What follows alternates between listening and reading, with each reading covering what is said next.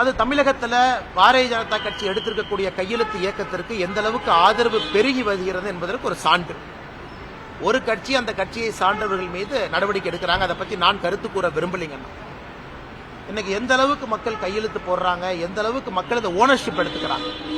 அது நம்முடைய வெப்சைட்டாக இருக்கட்டும் அல்லது வீதி வீதியாக நம்முடைய தொண்டர்கள் செல்லும் பொழுது அந்த கையெழுத்து இயக்கத்தில் போடுகின்ற கையெழுத்தாக இருக்கட்டும், எல்லா சாமானிய மனிதர்களும் தமிழ்நாட்டினுடைய தலையெழுத்தை மாற்றக்கூடிய அந்த ஒற்றை கையெழுத்தை ஒரு சாமானிய மனிதனும் போடுறாங்க. அதனால் நாங்கள் மே கடைசியில தான் எய்ம் வச்சிருந்தோம். அதற்கு முன்பாகவே 1 கோடி கையெழுத்தை வாங்கி விடுவோம் என்கின்ற நம்பிக்கை முழுமையா இருக்கு. அதற்கு முன்பாகவே செய்து காட்டி விடுவோம். தமிழகத்தினுடைய அரசியல் புரட்சியாக இது மாற ஆரம்பித்திருக்கிறது. வருகின்ற நாள்ல இன்னும் பல விஷயத்தை நீங்க பாப்பீங்க.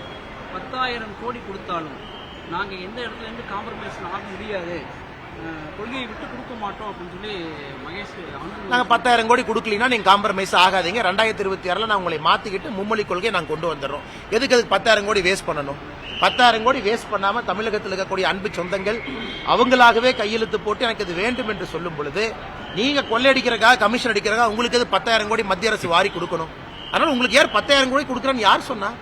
நான் வேலையெல்லாம் மத்திய அரசுல ஆட்சி பண்ணிட்டு இருக்கிறோமா? நீங்களா உட்காந்து 10,000 கோடி கொடு, 10,000 கோடி கொடு, நீ 10,000 கோடி கொடுத்தாலும் நான் செய்ய மாட்டேன்னா உங்களுக்கு யாராச்சும் கொடுக்குறேன்னு நாங்க சொன்னோமா?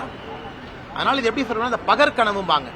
அதனால் வருகின்ற பணத்தை ஒருவேளை 10,000 கோடி கொடுத்தாங்கன்னா அதுல ஒரு 50% கமிஷன் அடிக்கலாமா அப்படின்னு நினைக்கக்கூடிய அமைச்சருடைய தலையில மண்ணுதான் விழும். செய்திகளை உடனுக்குடன் தெரிந்து கொள்ள உடனே சப்ஸ்கிரைப் பண்ணுங்க.